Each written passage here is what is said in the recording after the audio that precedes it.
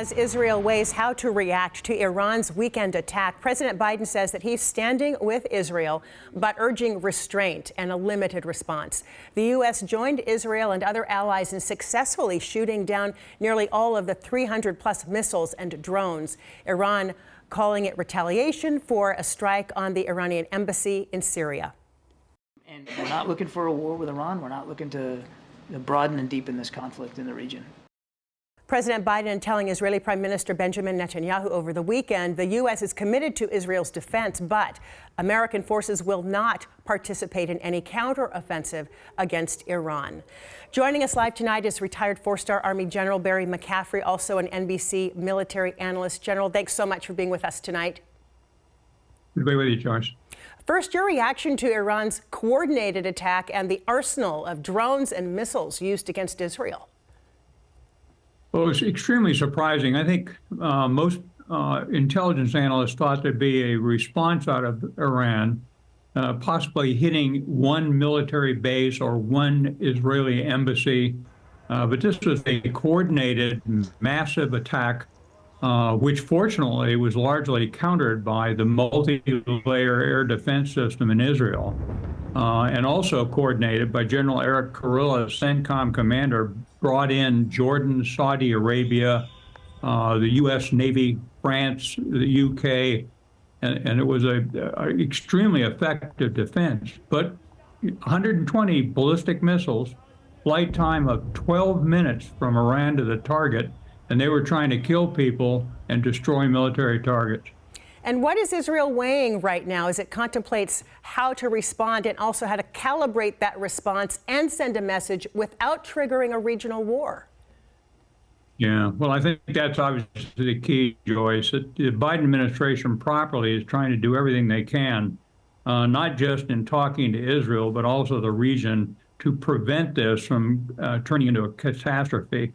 I don't think Iran nor Israel, nor for that matter, Egypt, Jordan, and other countries want to see a war get out of control. So there's strong voices for cooling it and not taking action.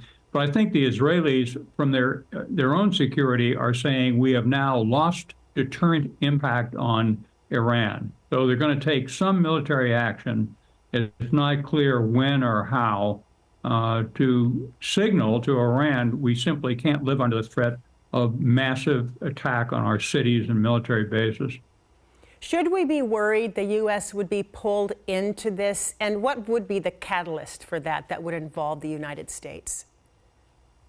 It seems to me highly unlikely because of the way the Biden administration is handling this. It will end up involved in a regional war in the Middle East. However, I think the key would be Hezbollah in Lebanon, the threat to Israel from the north, with over 100,000 fighters and probably 130,000 some odd rockets and missiles. If Iran told Hezbollah to attack Israel, they'd be in a fight for their very existence. So there's a concern that we're not home free yet. This is a very dangerous and uncertain situation. What are you looking for now over the next few days or even weeks? What should we expect? Well, I think you'll see a continued emphasis by Secretary Blinken on a regional basis to try and sort of regain a sense of stability. It was remarkable that in a very short period of time, the U.S. was able to enlist the support of so many Arab countries.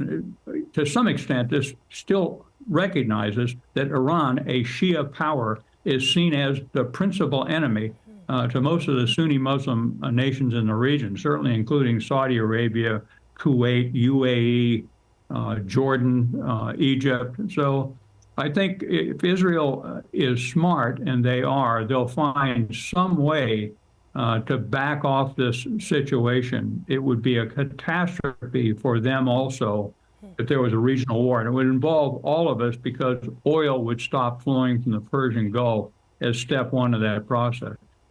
General Barry McCaffrey, thank you so much. We always appreciate your insight. Thanks for your time tonight. Good to be with you.